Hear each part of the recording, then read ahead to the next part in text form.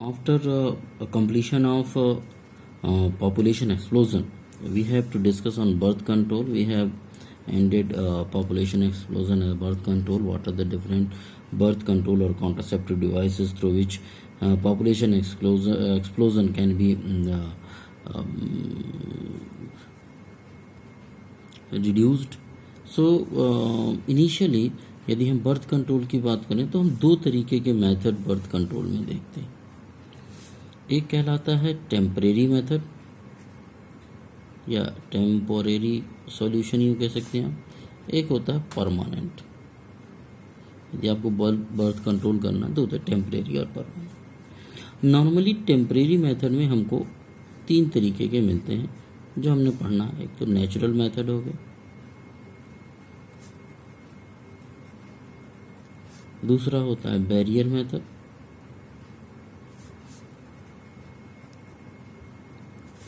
तीसरा होता है मेडिकल मेथड. ये तीन है. हालांकि आपको अलग अलग बुक्स में इनकी कैटेगरी में कुछ अलग अंतर भी मिल जाएंगे. जैसे मेडिकल मेथड्स को आप कुछ और भी वैरायटीज़ में देखेंगे, पर आप जब हम पूरा पढ़ेंगे तो आप पाएंगे कि इन तीन में टेम्परेरी मेथड आपके पूरे हो जाएंगे. जहाँ तक परमानेंट मेथड की बात है तो यहाँ एक ही होता है, वो है सर्जिकल. तो कुल मिलाकर हम ये चार तरीके हैं जिनसे हम बर्थ कंट्रोल देख सकते हैं या कर सकते हैं.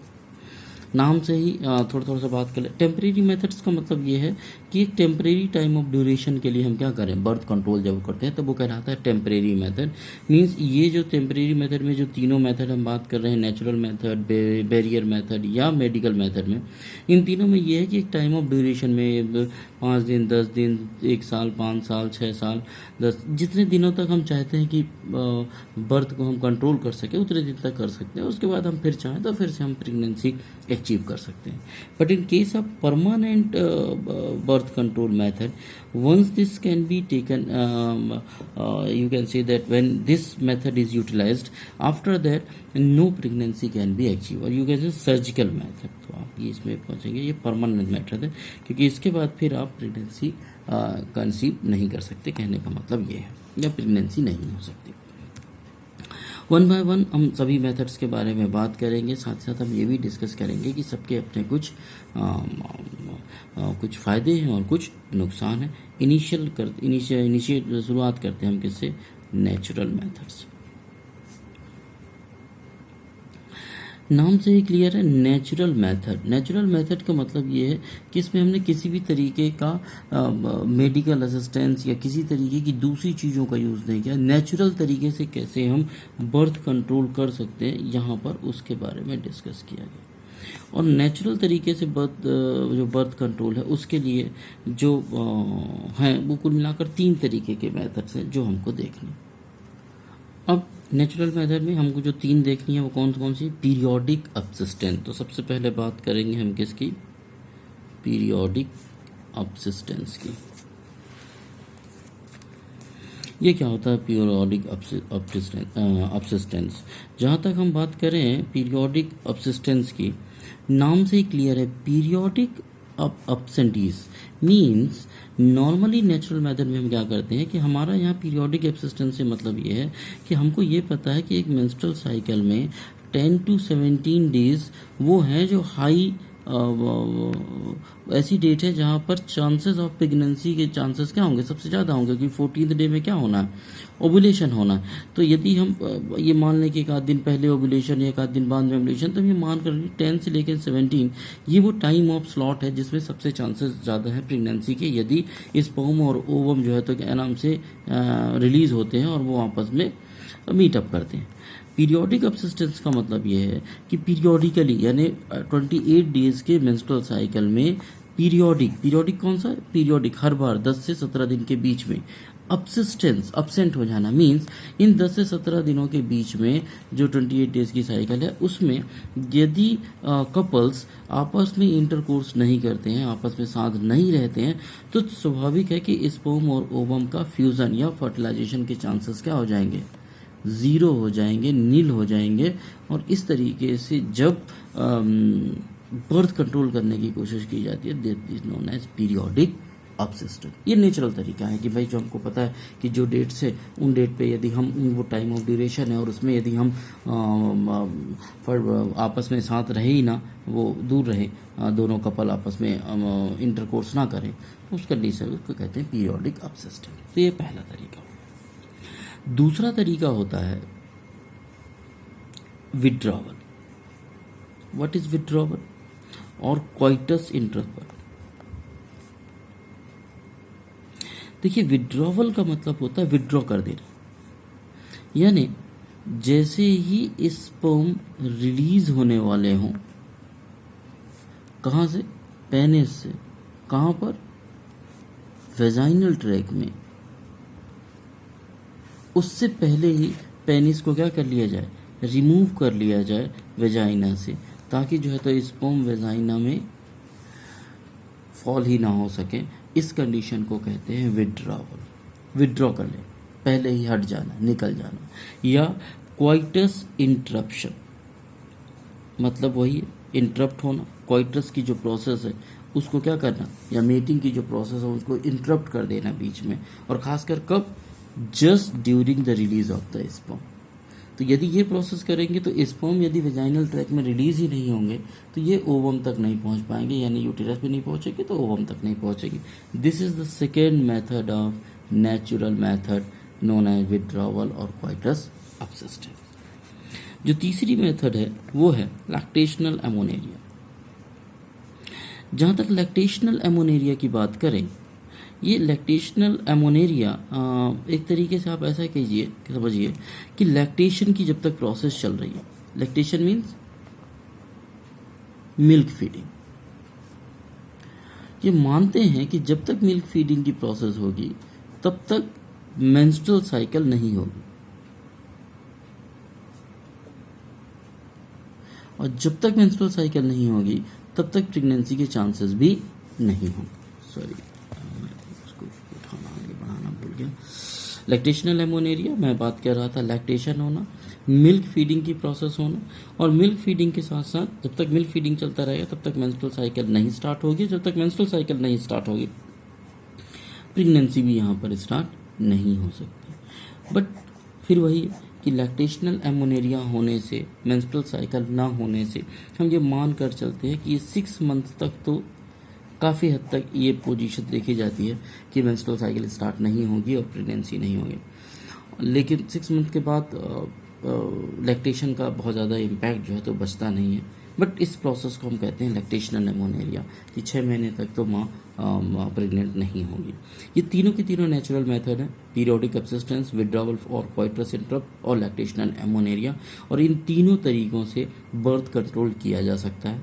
इसमें किसी तरीके की मेडिसिन यूज़ नहीं होती, किसी तरीके का साइड इफ़ेक्ट नहीं है। हाँ, पर इसमें कोई गारंटी नहीं है कि आप इन 3 मेथड्स के तहत के थ्रू जो है तो क्या नाम से आप बर्थ कंट्रोल 100% कर भी पाए, क्योंकि कई बार यदि आपका कैलकुलेशन गलत है तो पीरियोडिक सब्सिस्टेंस में भी प्रेगनेंसी हो सकती है, या आपने विड्रॉवल करने के पहले यदि स्पर्म रिलीज हो गए तो उसमें प्रेगनेंसी हो सकती है। लैक्टेशनल एमोनेरिया में भी कई बार ऐसा देखा गया है कि 6 मंथ के बाद भी फीडिंग करने के बावजूद लोगों को ये लगता है कि मेंस्ट्रुअल साइकिल स्टार्ट नहीं हुआ है, और कई बार वो स्टार्ट हो चुका होता है, और उस कंडीशन में जो है तो वो प्रेगनेंसी हो जाती है। तो इस पर प्रेगनेंसी होने के चांसेस हाई हैं, लेकिन किसी तरीके की कोई साइड इफ़ेक्ट नहीं है, और ना ही किसी तरीके का कोई मेडिसिन यहाँ यूज़ किया जाता है। तो ये 3 तरीके natural method. Barrier method, by name it's clear that barrier, आपने देखा होगा रोड में बैरियर लगा होता है जो किसी की को अलाउ करता है, किसी को अलाउ नहीं करता। कुल मिला के बैरियर मेथड का मतलब है कि स्पर्म और ओवम इन दोनों को आपस में मीट ना करने देना, इनके लिए इनके बीच में एक बैरियर की तरह बिहेव करना, यही काम है बैरियर मेथड का। और बैरियर मेथड को यूज़ करने के लिए वो फीमेल के लिए भी और मेल के लिए भी और फीमेल के लिए भी, दोनों के लिए अलग अलग जो है तो क्या नाम से वर्ड कॉन्सेप्ट तो एक ही है, मीन्स दोनों के लिए बैरियर मेथड्स के कुछ तरीके मौजूद हैं। और बैरियर मेथड का जो सबसे बेस्ट है वो है क्या? कॉन्डोम। ये मेल्स के लिए भी अवेलेबल है और फीमेल्स के। दरअसल ये लेटेक्स के बने हुए या रबर के बने हुए बड़े थिन शीट स्ट्रक्चर होते हैं जो मेल के केस में पेनिस के ऊपर और फीमेल के केस में वेजाइना और यूटेरस को कवर करते हैं, ताकि जो है तो क्या नाम से स्पर्म और ओवम की का फ्यूज़न जो है तो आपस में ना हो सके। तो ये कुल मिला के कंडोम्स का यूज़ करना बैरियर मेथड्स के लिए यूज़ होता है। अल्टीमेटली हमारा काम ये है बैरियर मेथड में ये देखना कि ओवम एंड स्पर्म जो है वो फिजिकली एक दूसरे से ना मिल पाए, और उसके लिए condoms are used as a barrier. Now एक चीज़ और यहाँ ध्यान देने वाली बात यह है कि और जो ये कंडोम्स हैं ये केवल बैरियर मेथड की तरह यूज़ करने के साथ साथ इनके कुछ और भी फ़ायदे हैं। जैसे जो हम कॉन्ट्रासेप्टिव डिवाइस के बारे में बात कर रहे थे, ये इजीली अवेलेबल है, इनके केसेस में कोई मेडिकल असिस्टेंस की ज़रूरत नहीं पड़ती, यानी कि जो कपल है उसकी प्राइवेसी मेंटेन रहती है। बहुत ज़्यादा महंगे नहीं हैं, तो चीपर है। और इन सब चीज़ों के साथ साथ जो एक बड़ा इम्पैक्ट जो है तो इस बैरियर मेथड का यूज़ हुआ, जिसके कारण बैरियर मेथड आज की डेट में सबसे ज़्यादा यूटिलाइज किए जा रहे हैं, वो है prevention from STD and sexually transmitted diseases and AIDS. तो इससे जो बचाव है ये जो है वो बड़ा इम्पॉर्टेंट हो गया, क्योंकि इस बैरियर मेथड यूज़ से इनसे भी जो है तो बचा जा सकता है, और इसीलिए इनका ज़्यादा से ज़्यादा यूज़ हो रहा है। इसके अलावा बैरियर मेथड्स में आपको डायफ्राम्स मिलेंगे, सर्विकल ट्रैप्स मिलेंगे एंड वॉल्ट्स हैं, ये भी सब यूज़ किए जाते हैं, ये भी सब बैरियर में ही आते हैं, और ये रीयूजेबल है, इनको बार बार यूज़ किया जा सकता है। और उसके साथ साथ कुछ जेली और क्रीम है जो यूज़ की जाती हैं, ताकि जो है तो क्या नाम से कॉन्ट्रासेप्शंस को और बढ़ाया जा सके। तो ये एक अलग अलग तरीके से इनका यूज़ किया जाता है। कुल मिलाकर स्पर्म का मिक्सिंग या स्पर्म का फ्यूज़न ओवम के साथ ना यही देखा जाता है।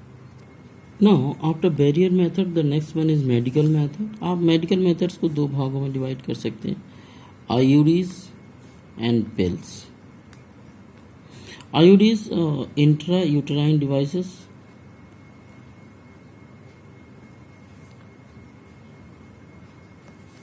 And pills are tablets actually. ये दोनों ही ऐसी चीज़ें हैं जो मेडिकल मेथड जिसको हम कह रहे हैं, यहाँ पर इनमें चांसेस 100% है कि कॉन्ट्रासेप्शंस की तरह यूज़ किए जाएंगे या बर्थ कंट्रोल मेथड की तरह यूज़ किए जाएंगे। बट मेडिकल मेथड्स में हमें जो है तो क्या नाम से मेडिकल असिस्टेंट की ज़रूरत पड़ेगी। मेडिकल असिस्टेंस की मतलब कि हम खुद अपने से नहीं कर पाएंगे, चाहे वो IUDs की बात हो या पिल्स की बात हो, ये हमें केवल प्रिस्क्राइब जो डॉक्टर हैं उन्हीं के ही प्रिस्क्रिप्शन पे इनको यूज़ करना चाहिए मेडिकल मेथड को। जबकि बैरियर मेथड और नेचुरल मेथड हम अपने लेवल में भी यूज़ कर सकते हैं, उनके लिए हमको किसी से कंसल्ट करने की ज़रूरत नहीं। शुरुआत करते हैं IUDs से कि कौन कौन से प्रकार के IUDs हैं और किस तरीके से उनको यूज़ किया जाता है। जहाँ तक IUDs की बात थी तो इंसर्शन यूटेरस में होता है थ्रू वेजाइना के, और ये एक्सपर्ट डॉक्टर और नर्सेज ही कर सकते हैं, ये हम लोग अलग से नहीं कर सकते जैसे हम बैरियर मेथड यूज़ कर सकते थे IUDs के साथ, वैसा नहीं। जहाँ तक IUDs की मैं बात करूँ, 3 तरीके की IUDs हैं, non married IUDs, copper releasing IUDs and hormone releasing IUDs। खासकर इनमें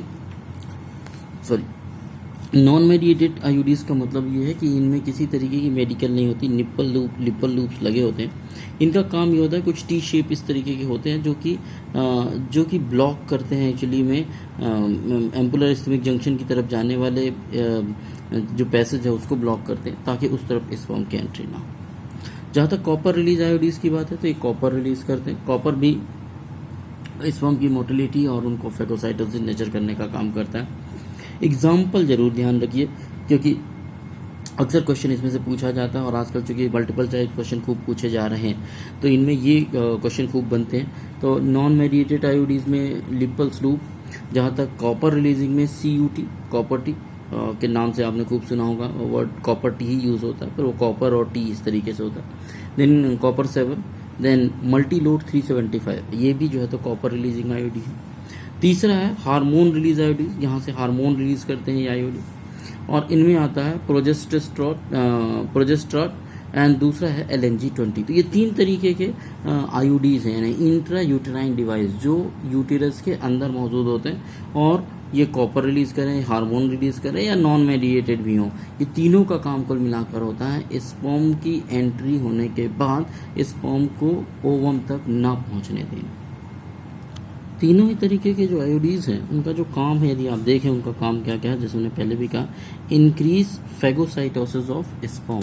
फेगोसाइटोसिस ऑफ स्पर्म का मतलब कि सर्विक्स में जाने के बाद या यूटेरस में जाने के बाद वहाँ पर स्पर्म को फेगोसाइट हो जाना, उनको डिस्ट्रॉय हो जाना, उनको खा लिया जाना, ये काम होता है इन आयोडीज के कारण। दूसरा, तो स्वाभाविक है जब स्पर्म नहीं रहेंगे तो वो फर्टिलाइजेशन नहीं कर पाएंगे।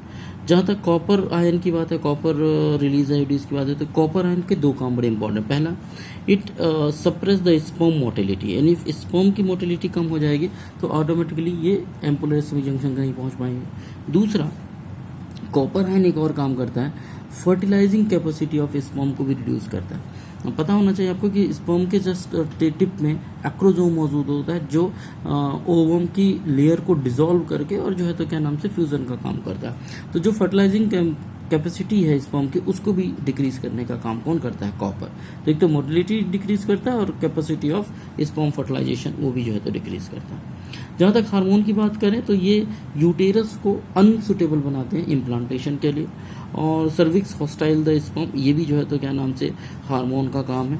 हालांकि आईयूडीज वो तरीके हैं जो ज़्यादातर महिलाएं इंडिया में अडॉप्ट करती हैं, जो अपने बच्चों के बीच में जो है तो गैप रखना चाहती हैं। तो कुछ आईयूडीज आपको 2 साल के लिए, 3 साल के लिए, 5 साल के लिए एक फ्री एनवायरनमेंट देते हैं कि तब तक आपको कोई चाइल्ड नहीं होगा। वो कंटिन्यूशन में वो कॉपर रिलीजिंग हो या हार्मोन रिलीजिंग हो तो वो रिलीज़ करते रहते हैं, जिससे आपको बार बार प्रिकॉशन लेने की ज़रूरत नहीं होती।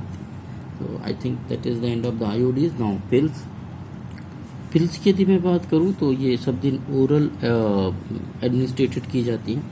पिल्स में या तो प्रोजेस्ट्रोजेंस या प्रोजेस्ट्रोजन एस्ट्रोजन कॉम्बिनेशन होता है। पिल्स एक्चुअली में टैबलेट फॉर्म में होती हैं। हम इससे पहले जो आईयूडीज की जो हमने बात की वो इम्प्लांट किया जाता है शरीर के अंदर, जबकि पिल्स को आप ओरली जो है तो लेते हैं, तो ओरल एडमिनिस्ट्रेशन है। लेकिन ये टैबलेट भी आपको जो है तो क्या करनी पड़ती है, ये भी आप तभी ले सकते हैं जब आपने डॉक्टर्स की सलाह पे लेनी है। आपको खुद से जो है तो इनको यूटिलाइज नहीं करना, क्योंकि इनके कई बार साइड इफ़ेक्ट भी देखने को मिलते हैं। जहाँ तक पिल्स की बात है तो इनका अपना एक डोज होता है, 21 डेज़ का डोज होता है सपोज कीजिए। तो ये मेंस्ट्रुअल ख़त्म होने के बाद अगले 3-4 दिनों के अंदर से शुरू की जाती हैं और अगले मेंस्ट्रुअल आने के पहले तक ये 21 दिन के जो डोज है ये ख़त्म हो जाते हैं। और इनका काम क्या होता है? इनका काम होता है, तो जहाँ तक मैंने बात की तो ये काम क्या करेंगे, दे इनविट ओवुलेशन एंड इम्प्लांटेशन। एक तो ये बड़ा इंपॉर्टेंट काम है कि ये ओवुलेशन नहीं होने देते, इम्प्लांटेशन में भी। सेकेंड जो जरा alter the quality of cervix. Normally cervix की क्वालिटी क्या होती है, उसका मसल की कंडीशन क्या होती है कि जैसे स्पर्म्स रिलीज होते हैं सर्विक्स में, उन स्पर्म्स को पुशअप करता है टुवर्ड यूटेरस।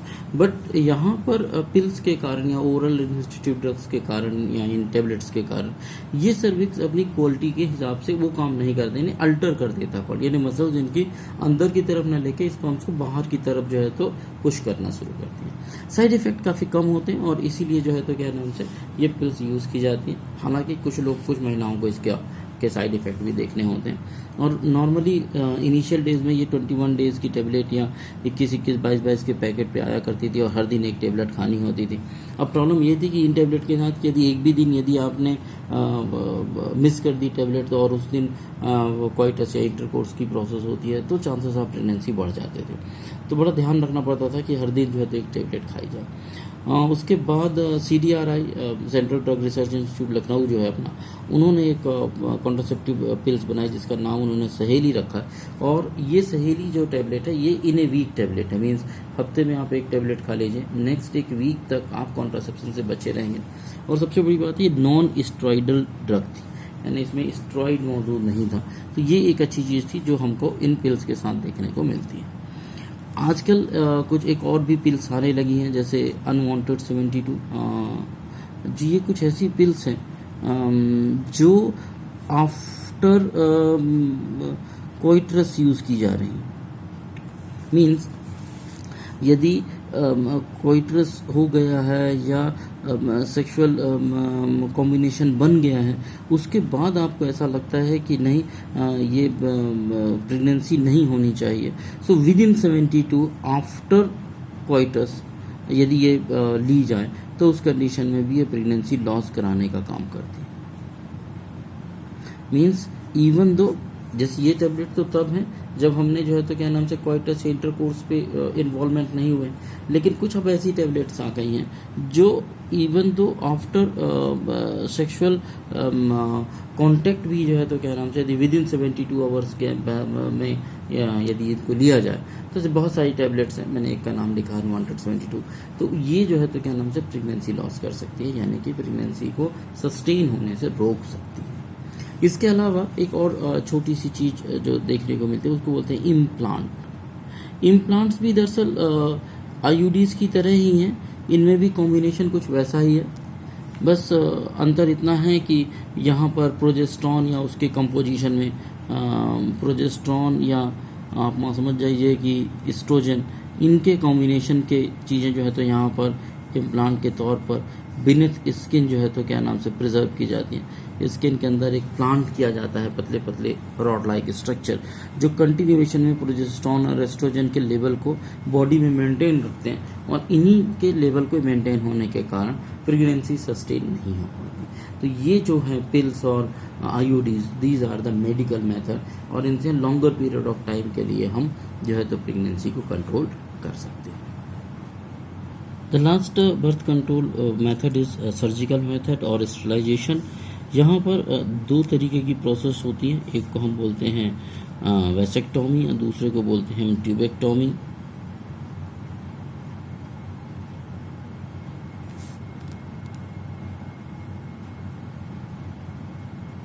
कंफ्यूज मत होइएगा, वैसेक्टोमी वास्ट डिफरेंस याद रखिएगा,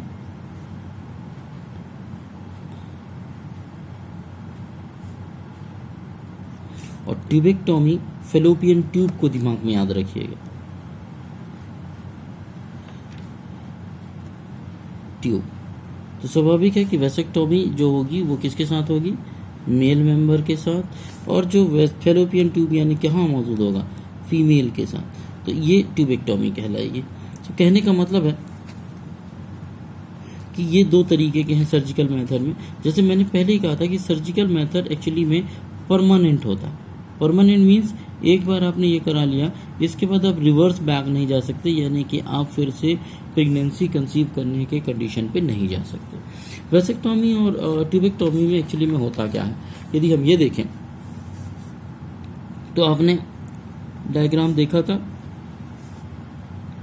मेल रिप्रोडक्टिव पार्ट, कुछ इस तरीके का, मैं रफ डायग्राम बना रहा हूँ बिल्कुल इस तरीके से, और यहाँ पर जो है तो क्या नाम से ये आपका यूरिनरी ब्लडर और इसी के थ्रू ये पेनिस का फॉर्मेशन, यहाँ पे इस तरीके का ये था, ये आके यहाँ जुड़ता था लाइक दिस। एक्चुअली में इससे पहले यहाँ पर जब हम कट लगा दें और इन दोनों एंड को बांध दें, इस पोर्शन को हटा दें, ये कहलाता है, इसको काट के और इधर ही बांध दिया जाए और इसको काट के इधर ही बांध दिया जाए। जब ये यहाँ कट लग जाएगा, ये वाला पोर्शन हटा दिया जाएगा, तो ये जो स्पर्म यहाँ से रिलीज भी होंगे ये अब आगे फॉरवर्ड नहीं हो पाएंगे, और यही ये जो काटने की जो प्रोसेस है इसी को कहते हैं vasectomy. In the same way यदि मैं ट्यूबेक्टोमी की बात करूं तो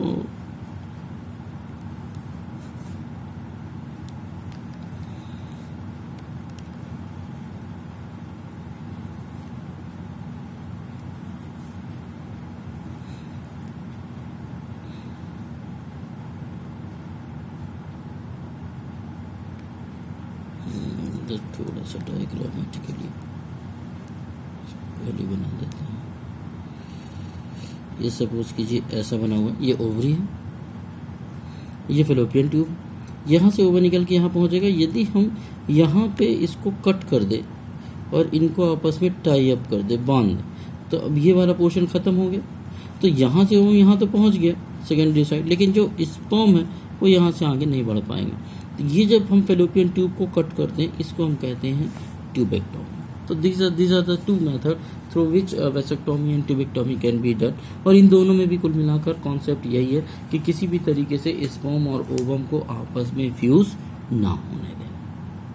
So these are the different methods of birth control or contraceptive devices. Although they cannot be regularly used, they can be used to space the gap between the two children, or to overcome their problem. Sometimes the couples are adjusting themselves in some places and they do not need to improve to initiate their family. To avoid all these things, such birth control methods and devices can be used. Now, have a nice day. We will discuss the next topic, MTP, in the next class. Thank you.